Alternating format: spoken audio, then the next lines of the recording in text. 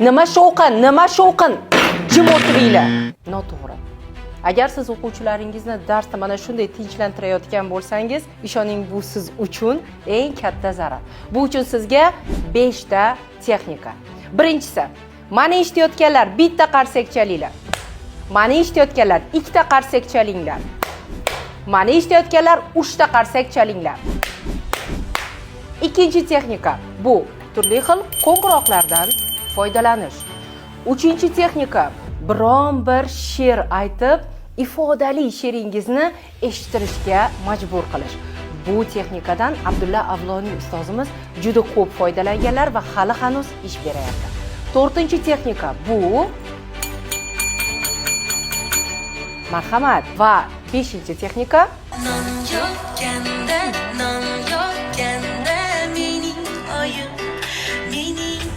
shunga o'xshash texnikalardan foydalaning va darslaringizni zavqli, eng bolalar uchun qiziqarli darslarga aylantiring.